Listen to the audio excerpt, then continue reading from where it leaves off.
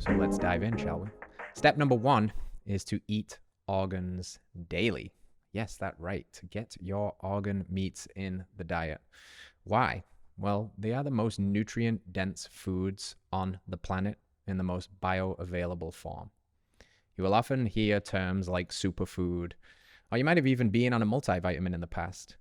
We think these are nature's multivitamins. We know this from nutrient analysis. What's available in organs can help with our rampant problem of nutritional inadequacies across the board as a consequence of our modernized food system. Many people are suffering from a low vibrancy state, a low health state. And we know that at the root cause of a lot of that lies nutrient deficiencies. This can lead to all kinds of chronic long-term health problems. And we wanted an easy, tangible win right off the bat that can help you feel good immediately. Step 2, eliminate processed foods. This is a big one because processed foods are everywhere. In fact, they make up about 70% of the average American diet, which is pretty crazy. Most of the food that we're eating is processed or highly processed foods. And why are these a problem? Well, to be quite frank, they don't really come from nature. They're man-made. And we want to honor nature as much as possible because nature knows. Nature provides health and abundance. Factories, not so much so. Processed foods are often a combination of the most highly inflammatory food substances of our time.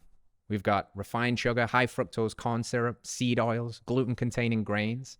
And in packaged food, they usually come as an entourage, perfectly packaged to drive up your inflammation, cause rampant oxidative stress, keep you very hungry, keep you very sick, and in a low energy state. Step 3 is to establish a healthy routine. This is all about habits. I like to say that people don't decide their futures. They decide their habits, and their habits decide their futures. And we really want to empower you with understanding that. The habits are really a reflection of your identity and that it's malleable. And we can change our habits. And we can actually build habits into this healthy routine that become the compound interest of your self-improvement. Think about these little health investments that you're making every single day that your future you is going to be thanking you for. So step number 4, it's time to dial in the diet. So here we're taking things to the next step. We've built a lot of momentum so far. We've added in the most nutrient-dense foods on the planet in the form of organs, and we've eliminated the most objectionable foods, which is processed foods. And now we're left in this place of, cool, well, how do we really structure this optimal human diet so we can reclaim our radical health? And this is where we really get to experiment. We get to find out where your needs are nutritionally and how to tweak that and dial it in. But we have the framework, and the framework is again provided by nature, and it's built on animals, animal-based products, fruit, honey, maple syrup, raw dairy. If those encapsulate the entirety or the vast majority of the foods that you eat, it's only a matter of time before radical health finds you. Now, where do we go on that, and what are some of the parameters? We suggest aiming from anywhere from 0.8 to 1 gram per pound of body weight in protein per day. We eliminate the remaining most toxic food substances, which is the surprising idea for some people. But plants are not always your friend. Some plants come with high amounts of anti-nutrients like phytic acid or lectins or oxalates, for example. And it's time to identify those and remove them from the diet so we can truly thrive. To get rid of foods that we know contain these and are often lauded as healthy foods in our culture. Things like nuts and seeds and dark leafy greens. They might not be the friend that you think they are, and it's time to remove them to see how your body responds without them as you prioritize animal-based nutrition in its place. Step number 5 is push yourself physically. So now we're getting into the movement realms, the exercise realms, what we do to stay fit and build fitness. Functional fitness. And I know that term gets thrown around quite a lot, but what does it actually mean? We define it as building the fitness and the movement capacity to do the kinds of movement that life demands of you. And this is things like squatting, lunging, walking, running, pushing, pulling. These are the movements of life. These are the movements that you will find yourself doing repeatedly. And we need to build a certain capacity to do these under load with quality. But like all things in life, the dose usually makes the poison. And the myth of more is better in our culture is one that is very much alive and well in the fitness and movement space. If 1 exercise session a week is good, 2 is better, 3 is better still, 7 is king. Well, that's what we're here to push against, because we've already established that life can be very stressful for modern humans, and exercise is a stressor.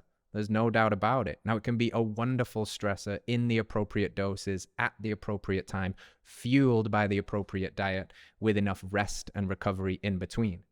Step 6, it's time to level up. So in this step, we are looking at various ways of leveling up, whether we are talking about utilizing certain hormetic stressors to cause a adaptive response that's beneficial, for scanning our environments and potentially looking for lingering environmental toxins, to again reflecting on this entire process and basically saying, how do I level up holistically across the board? So to give you a few tangible items here, you might be looking at some heat exposure, for example. These intermittent bouts of high heat exposure, like in a sauna, causes an adaptive stress response.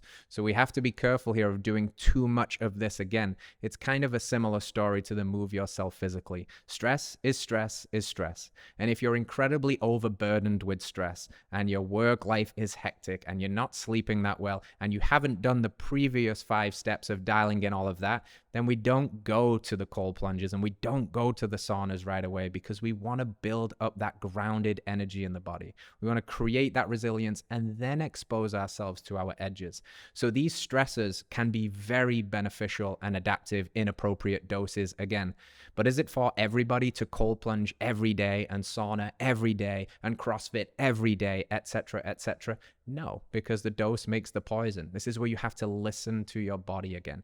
Step 7, last but certainly not least, is all about achieving your why. Why are we doing this? What are we going to do with this radical health? What we got so far, what's next? This is the step that ties it all together. This is where we take our radical health that we've accumulated through the previous 6 steps and actualize our radical self to become, quite literally, the best version of ourselves. Whatever that means for you. Because radical cannot be defined. It means to you what it means to you. Radical health means different things to different people. For some, that's launching a business that changes the world. For others, that's being the best father or mother that they could possibly be.